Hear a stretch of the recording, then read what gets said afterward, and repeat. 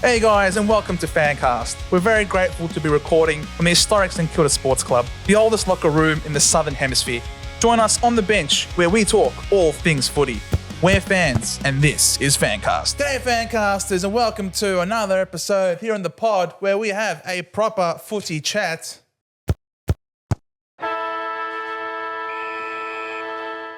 We're back here at home in a newly refurbished floorboards. I know. This is wonderful. You can smell it. The liquor in the air. It's awesome. Going straight to my head. I'm almost hallucinating. I feel like I can see Steve-O with me. Hey! This is him! He's back. How are you, mate? Oh, it's good to be back, Joe. I missed you. Oh, gee, bloody hell. I didn't miss this weather, though. Bloody hell. Where'd you go again?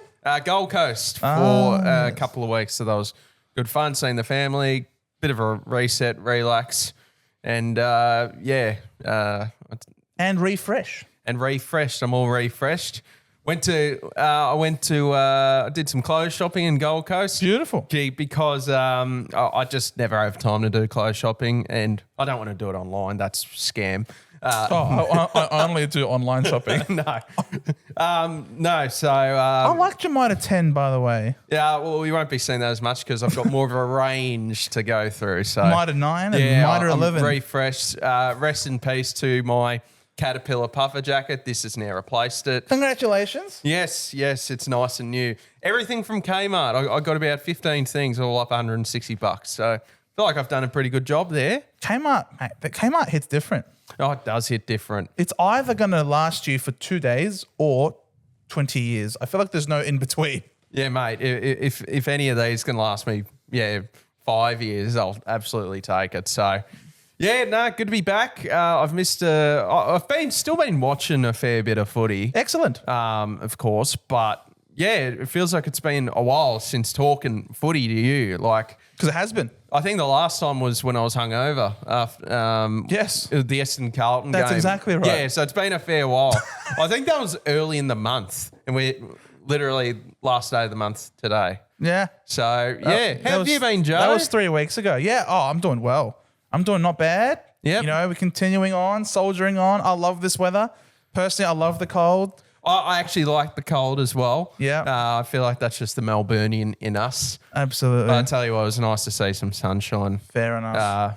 It wasn't ridiculously sunny there, but 20 degrees and sunny, you just take it. You take that for sure. 100%. And you take it as well. Yeah, the beach walks. Oh, mate, loved the it. beach walks far out. You haven't done that in a while. Yeah, I know. Yeah, I've already lost the tan. So That's what to say. I can't really see much of a tan there. No, but I didn't want to break it to you. But it's all right. You're self-aware. 6 days. 6 days I've been back here, and no tan to be seen now. Mate, no tan to be seen, but there's no rest or peace to be seen for the Carlton Blues. And it makes me very, I don't know what to say. Like, we walked, because, we're talking about the last time we spoke footy was that night. We went to go around the corner, watch the game, and it was so crazy because I didn't feel that bad afterwards because we lost by a very small margin up against the team that was 9-4 strength at the time, apart from Mackay was the only one not playing for him essentially. And the fact that we lost by such a small margin, to me, just felt like I know which team I'd rather be right now. Yeah. Like one's going up on the escalator and the other one's going down. Yep. And we're sort of just like meeting in between almost. Yeah, and Carlton currently are just one of those teams trying to realise, oh, wait, we're going the wrong way. Yes. And they're just hurtling over to try to go back up. Exactly. But they fell over. So, they are struggling big time, aren't they? They're really just I feel like it's the same sort of conversation we have about Carlton, but it's just brutal what's going on there. Like, Yep. They've built their team around to win now, and they're the furthest thing from winning now currently. So, this rebuild's been happening for a long time. It's no longer a rebuild they're in. No, but they were building around this list for a very long period of time. Yeah. That they know we're coming. Yeah. Like that back from the good old Judd days. And all of the hope and the belief, and with young Cripper coming through and a young Sammy Walsh coming soon after, a young Kerner. Like, you just see all these players, they're no longer young anymore. Well, I remember a few years ago talking about Carlton and saying, I think it was in like 2022, their windows now between 2022 and like 2027 at best. And we're in 2025 and it's already just about cooked. Not fully ruling them out. Maybe a new coach will eventually just switch things up. And I think Carlton's, I don't rate Carlton's list that much in terms of depth, but when they got their best side, they've shown signs that they're a good footy team. So, but that's the case for everybody. Yeah. Like any AFL team, give them their full complement of players, their best 22, 23, and you're likely to get a really good showing from them on any particular day. So I'm not yes, we can say that Carlton's top 5 or 6 maybe is among is a really great spine that they have in terms of a key defense, midfield, ruck, forward line. But the problem is, and it has always been, that bottom 6 to bottom 8 correct players in their side, and it gets exposed, it gets chopped and changed every single week, just trying to find the right mix, and they haven't found it. No, still, that's for sure. So, so I think it's pretty obvious they're going to be getting a new coach. Like the obvious sign is when the club is literally just going, oh, we're unsure about Voss. We'll worry about it at the end of the year, and that's usually. So I think, Graham Wright's taken over 15th of August. Earlier than normal, earlier than expected. Yep, and alarm bells are ringing. Well, he is a genius, and I'm sure Carlton, the way they're going, they'll find a way to ruin him. But, if Graham Wright can lead a coaching search, then, I've trusted for them to pick the right guy, but it's Carlton at the same time. So I just think they'll find a way to screw it up. Yeah. So, this will be Michael Voss's last year. For sure. It has to be, you would think. So they'll get a new coach. I think but they've still got to try to be competitive. But that alone won't fix things. No, it won't. Because there was a process before. That's a big problem. But this is, I don't know how many coaches this playing group has gone through. 5? You got to get the right one, though. But they've gone through like 5. Yeah. Malthouse, Bolton, obviously Voss. Yep. And I'm missing one. Teague. Yep. Ratton. Yep. Like they've gone through 5 coaches in this modern era. I reckon Bolton. But culture's still a problem. I reckon Bolton was the best one, I'd say, out of those 5. Yeah. Because I think he could have been a good coach if he was set up. He built the foundation to help Carlton climb up the ladder for those 2 years. Yeah. But if he was on if he had a contending team, then I think he would have done a lot better. But I just don't think that rebuild style helped what he could do. So, Teague just didn't rate. He had a good 6 weeks and got a contract. Got the caretaker. The caretaker became the full-time coach. Yeah. They were playing great footy. Malthouse, what an absolute legend coach, but hooked. Probably one gig too many there. Bolton I liked. Yep. Ratton was probably a bit stiff, but I just don't think at the end of the day he was the answer. Nope. Voss is, there was a reason why he was the 4th choice for the Collingwood gig. Yeah. Because remember, Collingwood and Carlton had the same, in the same off-season, had the same. And I just remember the contrast of the level of detail Collingwood had versus Carlton, where Collingwood took ages. Like I don't remember how many people there were, but I reckon there would have been about 8+ candidates they interviewed, and they did multiple rounds of interviews, found the right guy, and I think from memory, Carlton just went, "Oh, Voss is good." Yeah, we like this name. He was a good player. Yeah. He'll bring that real toughness that we need. He'll bring that real toughness. Yeah. Voss is a footy legend, but I just don't think he's up. Yeah, this will be his last coaching gig, I would have thought. You would think so. He was a good assistant at Port Adelaide, but a lot of good assistants that don't necessarily quite make it up. Yeah. And then they might have a gig at the top job, but then they end up going back to being assistants again, like Truck Rutten for us. Yep. He's now back at Richmond as an assistant. Same thing with Carousella back at Richmond. Bolton is an assistant. Where is he now? Is he at Collingwood or? He's at St Kilda now. St Kilda now, right. But he's been through a few sides. The main one I remember was Alan Richardson. I remember early, like he just kept getting, he kept applying and applying and applying, and he was always in the final race to get a coaching gig, but he would miss out. St Kilda finally hired him, and he was just a disappointing coach. So, I hope that's not the case for Uze. Trying and trying and trying. Well, he's this decade's Alan Richardson in terms of like trying and trying and trying. And you sometimes think, is there something wrong in his interviews? That's what you sometimes think. Is he just, what's he saying? But now he's finally gotten a gig, and correct. We'll get to Richmond. We'll eventually get to Richmond. But I've liked Uze thus far. Yeah, he's been good. Ken's been the complete opposite. Ken's just chilling in the box. I love it. Ken was sitting there like, bro, just sitting there relaxed, leaning back. Mate, I'm under no scrutiny. I'm getting the ass at the end of the year. Yeah. All he needed was a massage on the back, someone getting a foot rub, maybe a bit of shisha going. Yeah. It was very chill. Oh, he was tripled up. He was triple parked as well. He had the lollies, he had the Coke, and then he had the water. That's just it. Surrounded. So, and this is the first time we've seen him in the coach's box. Good on him. He's loving it. He's sitting out there like, this is comfortable. This is nice. I reckon he cops far too much stick for what he deserves. Oh, of course. Now, maybe he shouldn't have been around for this long, but I think he is a very good coach. I agree. But so maybe worth it at Carlton. You know what? That I don't. Just maybe. I honestly just reckon that is a good fit.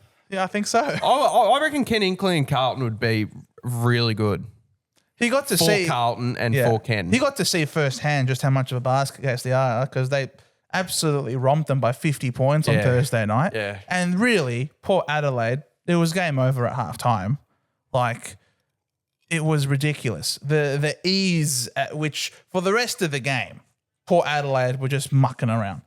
Carlton only came back into it only a little bit, because poor Adelaide were getting cute and fancy, and they knew that they were going to win, and it was just all too easy. Yep. And you just expected a response from Carlton. Like, if a response was ever going to come, it was going to be that week. It's like the players were on strike. Yeah. They were just like, no, we've had enough. Here you go. Cop that. I couldn't believe it. It all really just came to me, hit me right in the face when Curnow misses a shot on goal. It goes the other way. Georgiades kicks a goal, and we pan back, and the camera see, and you see in the footage that Curnow is spraying Alir with his water bottle, laughing. He's in there laughing, spraying him with a water bottle and laughing. Yeah, Alir like wants a Nerf water gun. Yeah, Alir wants nothing to do with it. He's just having a way, trying to be serious.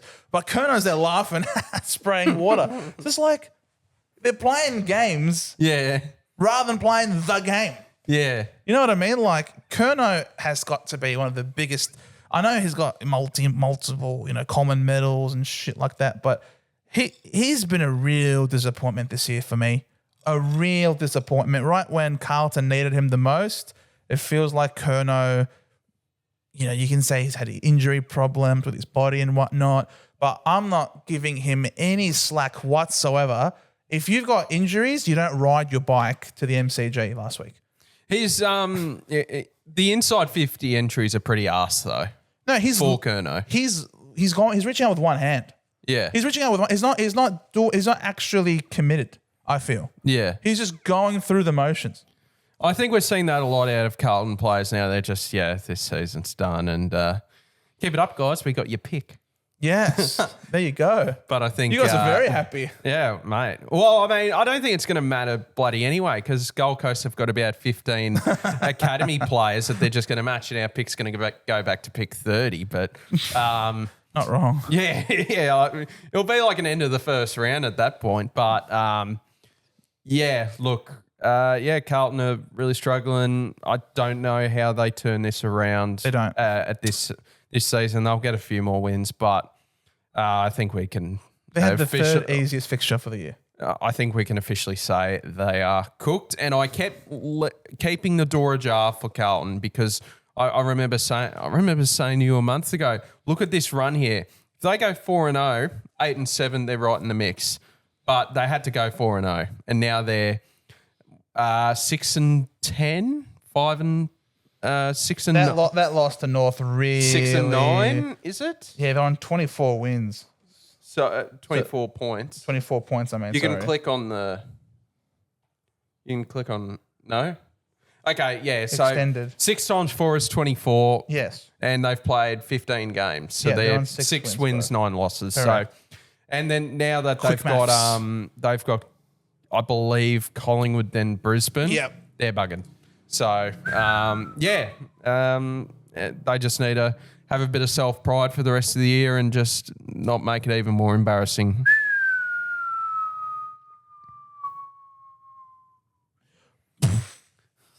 That's going to be the Collingwood game.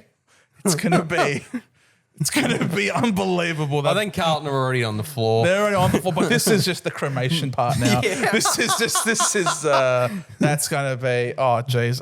I'm morbidly and then Brisbane curious. the following week are just there to put the cherry on top. Yeah, I'm just morbidly curious to see how bad that game gets because Collingwood are in ripping form. I'm sorry we haven't spoken much about Port. You guys weren't that great. Well done, cool. Well done. You beat them. You've toyed with them.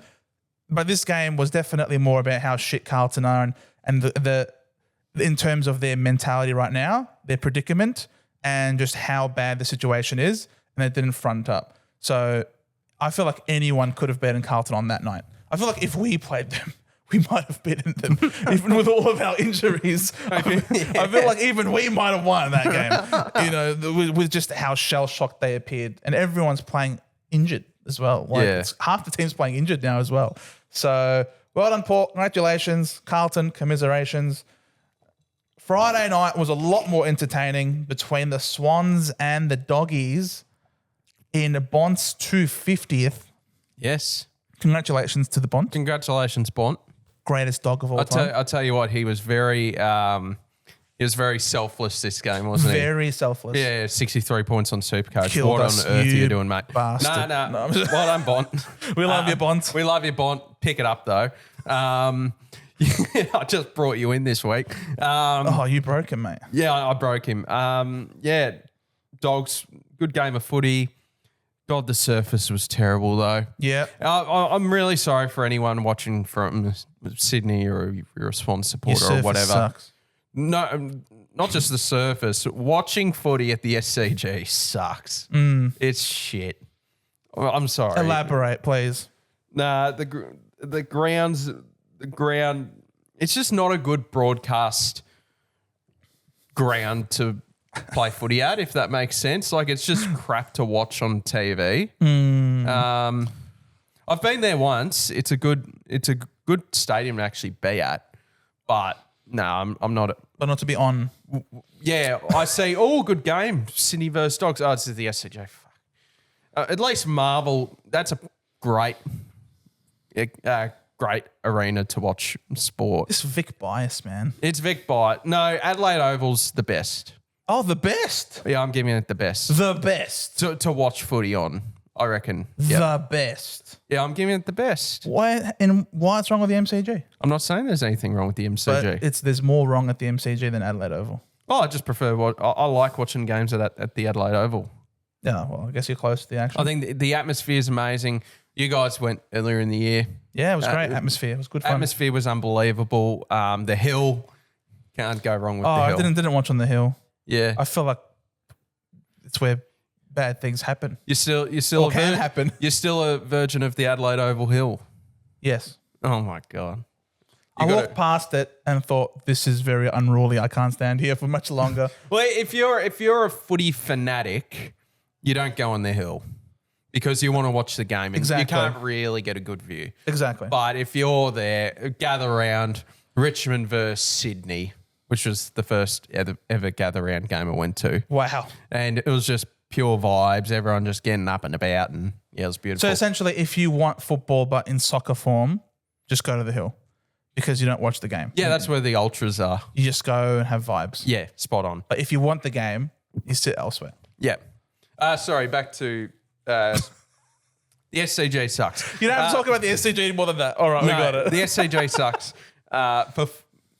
even for cricket as well, every game's washed out. Every game. Every test match, it's washed out. It's unbelievable. It just, I don't know how to fix it. I thought the Swans' defense would be washed out with Sam Darcy just kicking goals left and right, especially with McCartan out of the side, late out with illness. Well, they did very well. They did after the first quarter and the first few minutes of the second. They did very well to contain Darcy and. Which I was very surprised about. Very surprised. I think it'll be a different story this week coming up. A few free kicks not given. Yeah. He's just a cheat code. Sam Darcy. It's not fair. He is full reach. I think I saw something on social media. His full reach with his hands, both of his hands at his highest point. I think it's 278 centimeters. Wow. Of just limbs. Like that's his highest point to get to the ball if his hands are up really high. Like, gee whiz, that's insane. Yeah, at full length, 278 centimeters. He can take it up. So yeah, he's a cheat code. I don't know how anyone's going to be able to stop him going down the line. I think there's just going to be, I guess they're just going to try and breed 206 centimeter key defenders at this point. I think the taller the better now at this point. Yeah, the more versatile, the better. And Sydney Swans will be paying millions of dollars to be able to acquire them because that's probably the difference. Like it feels like, their forward line also needs a bit of help. I feel like their forward line. Who's Sydney's forward line? Yeah, I feel like it's missing a really good tall. Yeah. Like Hayward does well. Obviously, Papley does well. Heaney does well. Good that Papley's back. Papley back and Goulden back were huge for them. Absolutely huge. Goulden's decision-making and ball use, really pivotal. So congratulations to them too, coming back in. Well, they could certainly do with the key forward, and I think they will be on the market for one. Yes. I know they're heavily linked to Jamara Ugelhagen with the guns. It was best game of the round, I think. I agree. Pretty comfortably. Every other game was crap. Kind of crap. That was a good win for the Doggies. And, I'll tell you what, there's going to be a really good side that misses out on top 8 this year. And it will be because Sydney beat them. Yep. Sydney look much better now. If Sydney won that, they would have been on. Yeah. For a chance at finals. Yep. I feel like they had to win that though. Yep. There's not much room for error, and I think they're in the same situation as Carlton now, I believe, on wins and losses. 6 and 9. Correct. Yep. 6 wins, 9 losses. I think the gap's just increasing. Yeah. Like 9th is tied with 8th on 36. And then it's like a 3-game gap. Adelaide's at 28. Oh, yeah. So there is a bit of a gulf there between the top 9 and the rest. Yeah, and I think Sydney need to win that. And I think the gap's just too much now. I think 14 wins definitely gets you in the finals. Yep. Definitely. Definitely. I think there could be a case made that 9th will finish on 13 wins. Yes.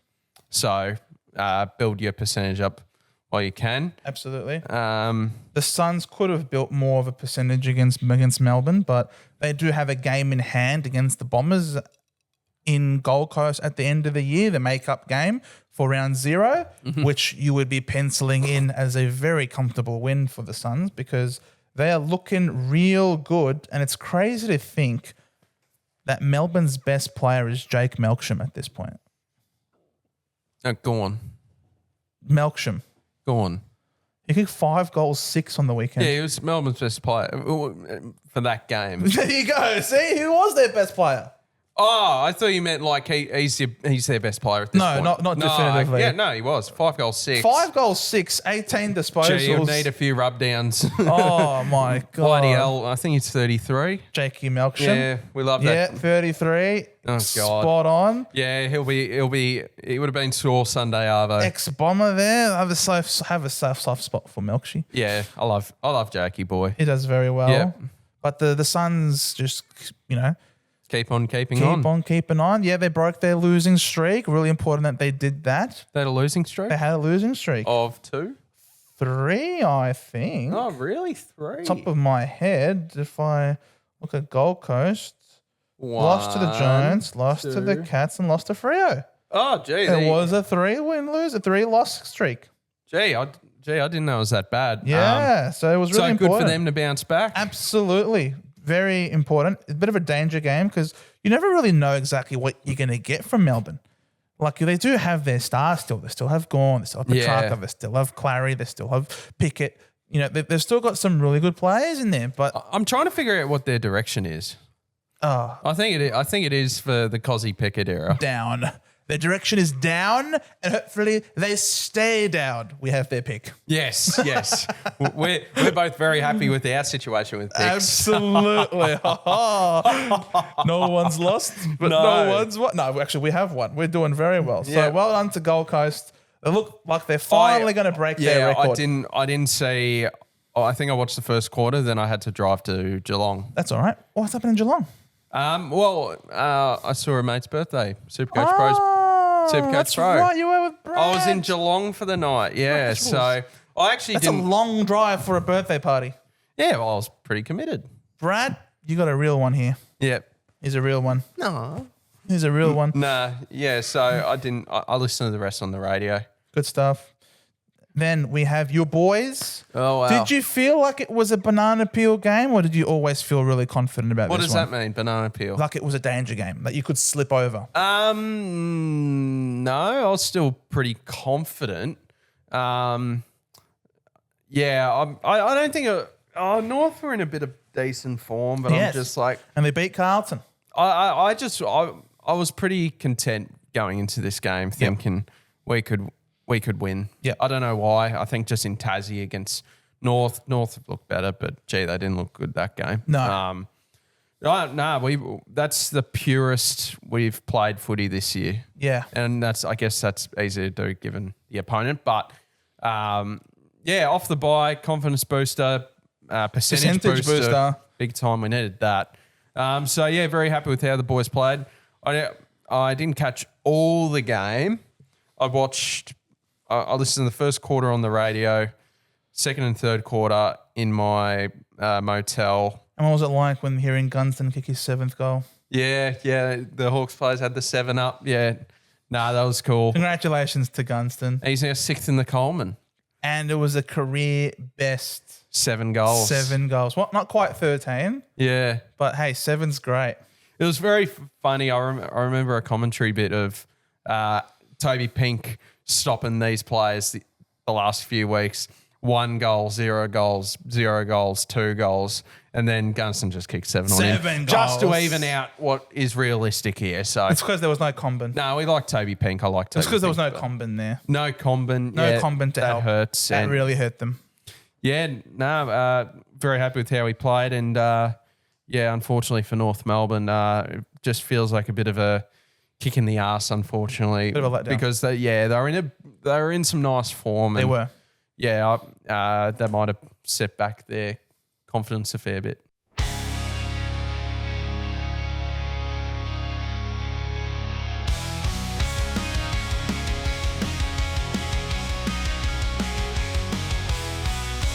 So they definitely had a letdown in terms of their output, but I think the next game, the Eagles, I think, surprised many with their output. They really came hard at the Pies, and they never gave up.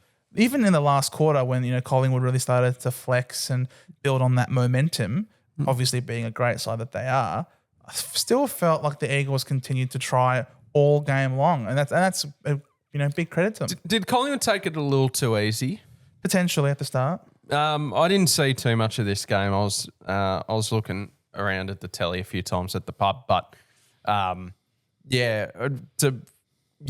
just felt like, mate, I think Craig McRae would have given them a kick up the arse at halftime, and they really strutted their stuff from that point forward. But I think the score's a bit deceiving, 88-59, because I thought Eagles were a lot better than that. They were. And what did it turn into? A 29 point win.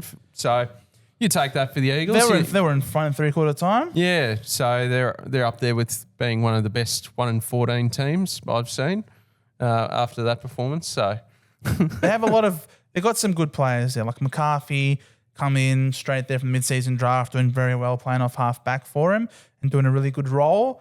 Of course, the Crows, not the Crows, the Pies. I mean, it's very hard to find a weak link in the Pies at the moment. Everyone's just playing in good form. Everyone's just playing their role. They're a bit of a juggernaut team. So for them to, maybe they're jet lagged from travelling to Marvel. It's a very far distance for them to get to Marvel Stadium. The Pies, they tend to only play at the MCG. They've had a couple of home games at Marvel in a row, so nice to see that finally happen. I'd love to see him go down to the Cattery for once. Yeah, Scott Pendlebury's still yet to play there, which is absolutely insane. He's played 483 million games. Yeah. And he has not played at the Cattery and he's once. played at less venues than Harvey Thomas. Who's second year. Yeah. Second year GWS player. Like 25 game player. Good win for the Pies. Would you say they look better than what they did in 2023? I still find it hard to say because you reckon? Because I thought they were amazing in 2023. Yeah, but it just felt like a gimmick that they always have a coming back at 3/4 time and coming back and taking over. It just feels like with the way that they're playing now, it just feels like there is this supreme confidence, not just that we can come back, but just that I feel like they have a more consistent output throughout the game. Yeah. And they're not just simply leaving it. And they're good enough to put the foot down and run in the fourth quarter. And they tire you mentally and physically because they have so many potent options that they can push forward and kick a goal. And they all work hard for each other and they always are spreading really well. So they're clearly well drilled. They got great fitness levels and they're all got really good IQ to be able to attack moving forward. So they tire you out to the point where you get to the last quarter, they can continue going. Plus, they have the Collingwood army in the crowd as the 19th man on the field, and it spells a recipe for disaster. So for me, it feels like they're a lot more consistent and it's more sustainable this year. Yeah, I'll give you that. You've explained that magnificently. Oh, thank you. Well done, Joe. I'm so proud. Not every Essendon supporter is necessarily enough. That's my boy. It's your boy. The Crows are my boys away from are not my boys. I love the Crows. That stupid bird. According to Anna. No, sorry, someone had to say it. Yeah, you had to. Well, I'm glad you said it. Shout out to Anna. Hope you're enjoying your holiday. But we love you, Anna. We miss you. That stupid bird completely destroyed the Tigers, as you would have expected. Yeah, well, I'll tell you what, mascot versus mascot. I wouldn't have picked a crow to beat a tiger, but that's all right. But on this occasion, they did right in the jungle of the MCG. So, good win for the Crows. No one's talking football about this game. There's not many talking points, is there? There's only one talking point. Yeah. Sorry, I had a brain fart. There's only one. I could not believe when I first saw it. I thought he got him clean. Yeah, I'm me like, too. oh my God. Couldn't I believe just it. did a voice message to my mate's group chat. He's just done a Barry Hall on Jordan Butts here. Tom Lynch is what we're talking about, as you guys. You would have definitely The known. only thing that sort of mattered in The that only thing game. that mattered from this game, 100%. What do you think? I couldn't believe it. It was. I haven't seen that in years. Yeah, literally. The second I saw it, I'm just like, What's happened? is that the one? Is this the next time since Barry? Like, is this literally? Yeah. I'm trying to think. Like, Gaff. Did Gaff do? No, Gaff's one wasn't as obvious as this one. Like, which was just a turnaround and bang. This is just a turnaround. roundhouse. Like, it was so crazy. I couldn't believe it. I'm just like, in 2025. I thought we'd never see it again. In 2025. The return of the roundhouse. This is amazing. Well, I mean, it wasn't amazing for Jordan It's amazing Butts. as a spectacle. Yeah. Just seeing someone lose their shit and it's like, you know what? Freaking, I want to assault you right here, right now. I was just half asleep on the couch watching this. I'm like, whoa, get out of town. What the fuck? Well, he's been referred to the match review panel. I saw a tweet before we started. Yes. The league are looking at wanting 5+ weeks. Yes, for agreed. Tom Lynch. Agreed. What do you reckon he should get? 5+ weeks. I don't think we can have that in our game. I'd agree. Give him 7. Barry Hall got 7. I don't think it's 7. Give him 6. I think 6 is fair. You can't be doing that. 7, Barry Hall socked him in the face.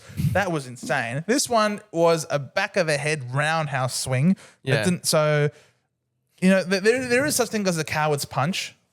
I don't think it was a coward's punch, but Well, isn't a coward's punch when you limp up behind someone and hit them in the back of the head? Yeah. So there is a bit of that aspect in hitting him behind the head, which obviously can cause significant damage as well. Though. Oh, 100%. We wouldn't have seen him again this season. I reckon 6 or 7. Now that we have a stronger policy in relation to concussions, I don't think it should get less than Barry Hall. What did Barry Hall get, sorry? 7. He got 7. In 2008. Yeah. Now, with inflation... Yeah, inflation. Does inflation count for suspensions? Yeah, I just don't think they'll give him 7+. I think 6. Like, you just can't be doing that. Just... And then you saw... What I saw before that incident happened as well was just... obviously a very frustrated key forward in Tom Lynch, who was... Oh, yeah. You could even just see he looked like he was about to explode, and that's what happened. And then he did. Yeah. He did explode. Yeah, he did explode. And tried to go again with someone else. He was so... I've never seen him this frustrated. Yeah. Where he was just... Did you see the stud one where he just sort of shaved Josh Wall's face, looked like on purpose? Yeah. Yeah, apparently he was getting frustrated with the umpires that he was getting held off the ball, but... So this is a perfect way to get the umpires to give you free kicks. Yeah. Well, this is the perfect way to do it. Well done. Yeah, he gave away 5 free kicks in the first half. He was just losing it, and that was the only stat he had. Yeah, I really like Tom Lynch. I don't. You don't? No. I think you just don't go around housing people. I think I'm a rare breed. You don't. I like Tom Lynch, but no, not for me. Yeah, that's fair enough. I like Tom Lynch. I don't mind a hard boy. We just can't be seeing that action. I don't mind a hard boy. I don't mind someone who's tough. Like, I love Toby Green.